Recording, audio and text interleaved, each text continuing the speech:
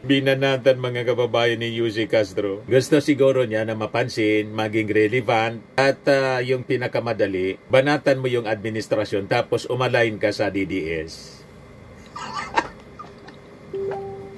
Para makuha yung sympathy ng mga DDS. Ayun.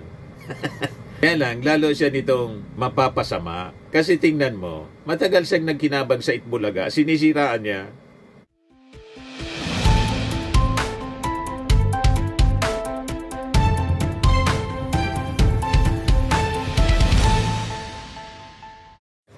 Hello po mga kababayan, si Dante Maravillas. Pati yung Palasyo Malacanang mga kababayan, nag-react na rin sa mga pasabog ni Anjo Iliana. Kasi pati yung ating Pangulo dinadamay sa mga banat ni Anjo Iliana kay Tito Sen. Yung mga banat ni ni Anjo Iliana na nagbabiral ngayon. Anjo Iliana alleged syndicate in Itbulaga claims Tito Soto has mistress. Diyan niya, Mr. Maravillas, ang tingin mo dito sa kapwa mo Bicolano. Taga-Kamsor itong si Anjo Iliana, Naga City. Kamsor. Tingin ko tama yung mga observations ng mga netizens na alam ninyo, nalaos na po si Anjo Iliana.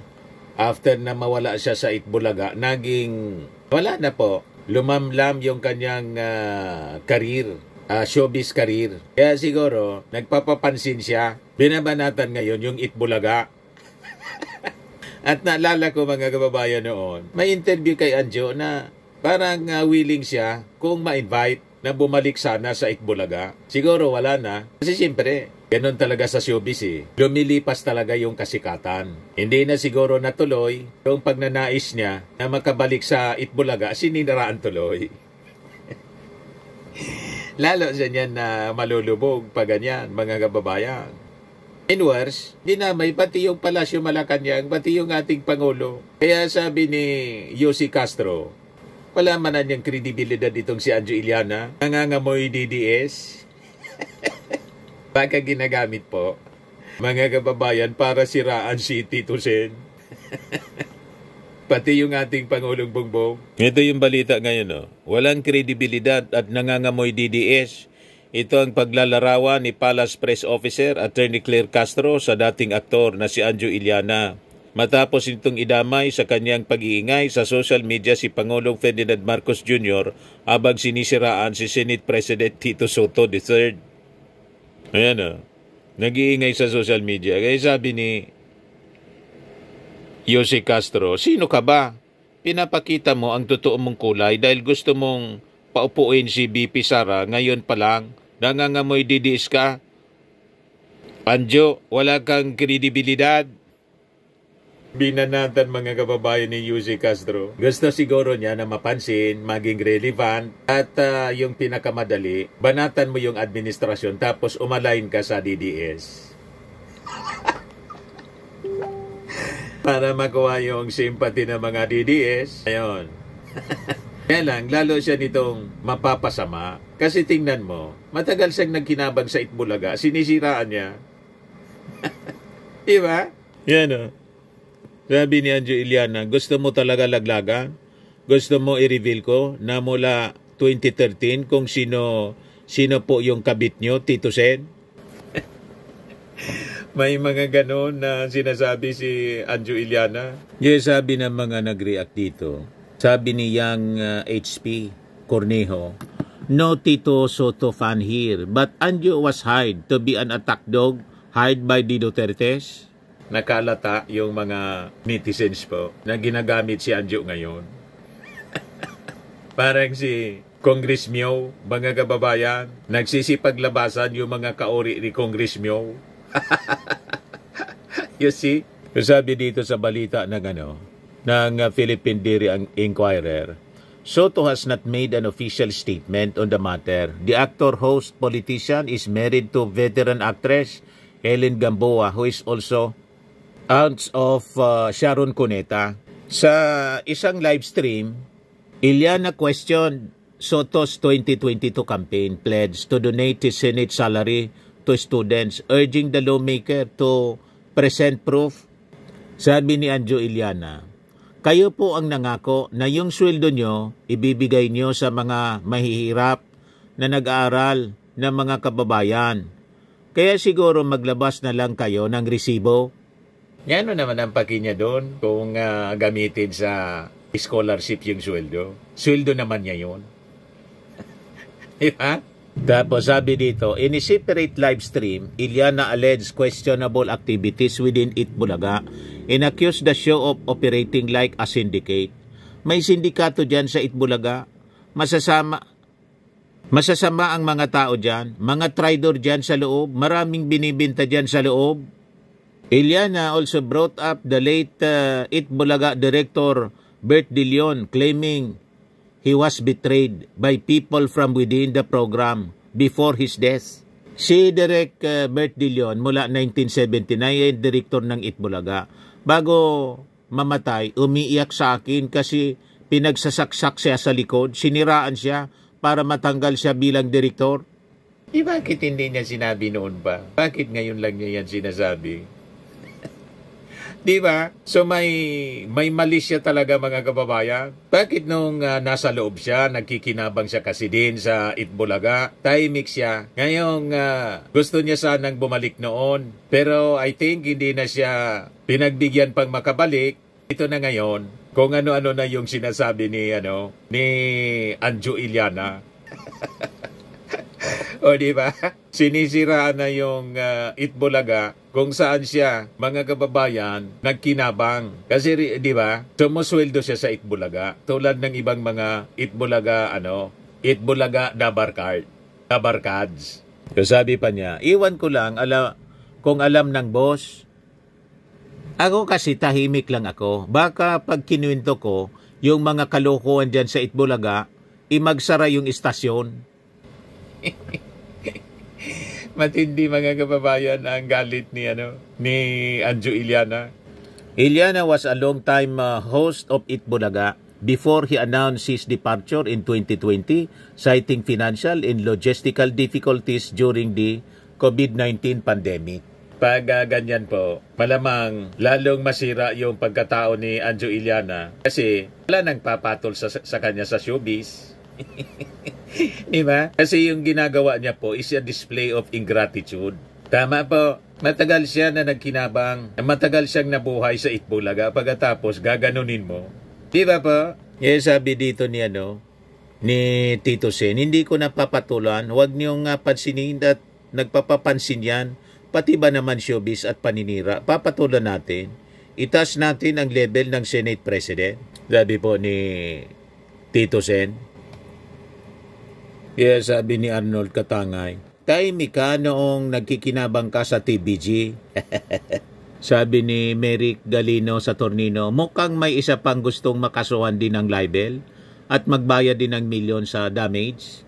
Sabi ni Jocelyn Suarez, magkano kaya ang bayad kay Anjo ng mga dotae? Sabi ni Higino de la Cruz, okay lang mag-mistress si Tito Sen. At least babae, yung boss niya, si Jinggoy, lalaki nga na, baka si Anjo tinalo na rin ni Jinggoy. Sabi ni Rick Abalos Ramos, paglaos na yung tao, daming paraan na gagawin na pasabog. Ang mahirap niyan, baka kasama kang sumabog. So, ayon naman po kay Yussi Castro, walang anumang napatunayan si Iliana niya, kaya walang dahilan para patulan siya ng Pangulo. Sairit nito na magpa-hair follicle test ito. Pati yung ating Pangulo dinamay sa kanyang banat mga kababayan. Malinaw na script ng DDS po ang ginagawa po ni Anjo Iliana. Hair follicle din siya. Diba? Sabi ni Yussi Castro, malinaw niya na mayroong nagmamando sa dating aktor para mag-ingay sa social media, lalo na nang sabing ibigay na ang natirang huling 3 taong termino sa pangalawang Pangulo. Sino ka ba? Ipinakita mo ang totoo mong kulay dahil gusto mong paupuin si BP Sara. Ngayon pa lang nangangamoy DDS ka na, Anjo. Wala kang kredibilidad, sabi ni Yussi Castro. Ayon kay Yussi Castro na ang pag-iingay ni Iliana ay bahagi ng plano ng kabilang kampo na naapektuhan na sa mga ginagawang investigasyon ng gobyerno sa katiwalian. Kapag anya nawala ang Pangulo sa pwesto, ay hindi na matutuloy ang pag-iimbestiga sa mga mambabatas na imbestigahan sa katiwalian at makaliligtas sa pag-uusig at pagkakulong. Nanggagatong po, una sinisiraan po si Tito Sen. Ngayon, dinamay pati yung ating Pangulong Bongbong. At malamang intensify nila, mga kababayan, yung paninira. Habang nagpaplano ng panibagong people power yung mga religious organizations na kakampi nila. Di ba? Ganun lang po. Latest nga ngayon, humingi na po ng may rally permit na po na hinihingi yung INC, Iglesia ni Cristo. Ito po. May pitsang October 28, receive ng Mayor's Office ng sumulat kay Quezon City Mayor Joy Belmonte. Yan Subject, request for approval to hold a peaceful rally for transparency by Iglesia ni Cristo. Sabi diyan sa sulat nila, Iglesia ni Cristo respectfully seeks the approval and assistance of the Quezon City Government for the conduct of peaceful rally for transparency to be held on the following dates and venue. Dates November 16 to 18. 3 days po yung hinihingi nila. November 15, ingress date. Ang venue, People Power Monument area, White Plains, Quezon City. Ang expected attendance daw, mga approximately 300,000 participants per day. Matindi. Ano yan tingin mo, Mr. Maravillas? Susubukan nila patalsikin yung ating Pangulo sa pamamagitan ng isang people power mula sa Iglesia ni Cristo. Ang sabi, makikipag join force yung grupo ni Joel Villanueva, yung GIL, saka siyempre yung kay Kibuloy. Lahat ito, mga kababayan, may kinakaharap kasing problema. Si Kibuloy po nakulong. Si Joel Villanueva kasama sa iniimbestigahan sa flood control scam. At yung Iglesia ng Cristo, kakampi ni Sara. O ngayon, pag natalsik kasi yung ating Pangulo at naiupo si Sara, tapos na po yung investigasyon sa korupsyon. Nagets ninyo, mga kababayan? Ang dami kasing involved po. Alam na ninyo ang pinoproteksyonan, mga kababayan. Kaya na nagmamadali sila, ayaw nilang patapusin yung ating Pangulo. Kasi yung ating Pangulo mismo, yung nag-expose sa korupsyon, mga kababayan, sa public works. Ang daming sangkot. Kaya pinipilit nilang guluhin ang investigasyon. Ang gusto nilang isangkot, si Martin Romualdez, na isang proteksyon ng ating Pangulong Bongbong. Knight in shining armor. Gusto nilang iliko ang investigasyon kay Martin Romualdez. Yung testigo, mga kababayan, ni Marcoleta, nagtago na. Ewan ko kung lumitaw pa. Yung activity daw nila, peaceful and orderly public assembly. Nag-request pa ng assistance para masiguro daw yung flow ng traffic, ensure public safety, smooth traffic management, and sanitation during the event.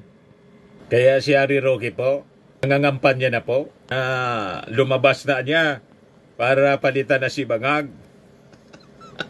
Yan Walang tigil sa pangangampanya si Harry Roque. Kumpirmado na ang rally ng INC November 16 to 17. Ito na ba ang katapusan ng Marcos administration?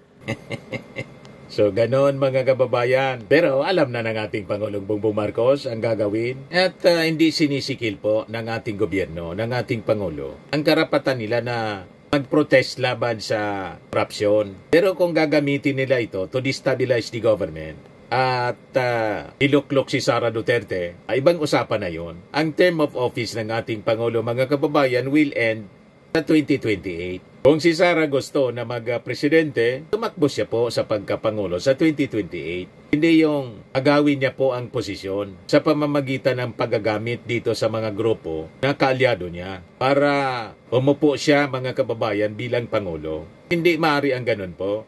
Tama po, mga kababayan. Pero tingin ko, after the rally, si PBBM pa rin ang Pangulo.